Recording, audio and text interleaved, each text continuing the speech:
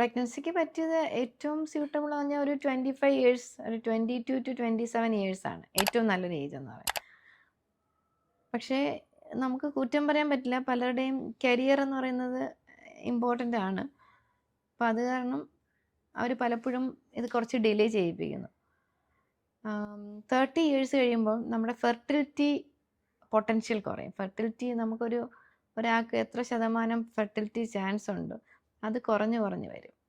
Madam സ്ത്രീകളുടെയാണോ പുരുഷന്മാരെയാണോ? രണ്ടുപേരുടെയും കാര്യം അതാണ്. എന്നാലും സ്ത്രീകളിലാണ് ഇത് കൂടുതൽ. ഫിലിം ഫീൽഡും അല്ലെങ്കിൽ അവരുടെ പ്രൊഫഷന് വേണ്ടി അവർക്ക് ബോഡി മെയിൻറ്റെയിൻ ചെയ്യണം, അങ്ങനെയൊക്കെ ഉള്ള സ്ത്രീകൾക്ക് അവർക്ക് ചെയ്യാൻ പറ്റുന്നത് എഗ് ഫ്രീസ് ചെയ്ത് വെക്കാൻ പറ്റും. അല്ലെങ്കിൽ കല്യാണം കഴിഞ്ഞവർക്ക് എംബ്രിയോ ഫ്രീസ് ചെയ്ത് വെക്കാൻ പറ്റും. ഇപ്പം കല്യാണം കഴിഞ്ഞിട്ട് നമ്മൾ എഗ് എടുത്ത് ഹസ്ബൻഡ് സ്പേമുമായിട്ട് യോജിപ്പിച്ച് ഭ്രൂണമാക്കിയിട്ട് നമുക്ക് ഫ്രീസ് ചെയ്ത് വെക്കാം. അത് എത്ര വർഷം വേണമെങ്കിലും വെക്കാം. അപ്പം മിക്കവാറും ടെക്നോ പാർക്കിലൊക്കെ വർക്ക് ചെയ്യുന്ന ടെക്കീസൊക്കെ സാധാരണ വരാറുണ്ട്. അവരുടെ ഒരു 35-40 കഴിഞ്ഞാൽ പിന്നെ പലരും ആ കരിയറിൽ അവർക്ക് മുന്നോട്ട് പോകാൻ പാടാണ്.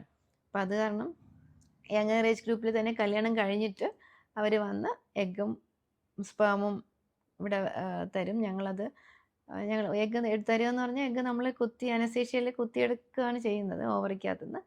എന്നിട്ട് അത് സ്പേമുമായിട്ട് യോജിപ്പിച്ചിട്ട് അത് ഇൻക്യുബേറ്ററിൽ വെച്ച് ഭ്രൂണമാക്കി ഞങ്ങൾ ഫ്രീസ് ചെയ്ത് വെക്കും. ഇനി കല്യാണം കഴിക്കാത്ത സ്ത്രീകളാണെങ്കിൽ നമുക്ക് എഗ്ഗ് എടുത്ത് ഫ്രീസ് ചെയ്ത് വെക്കാൻ പറ്റും.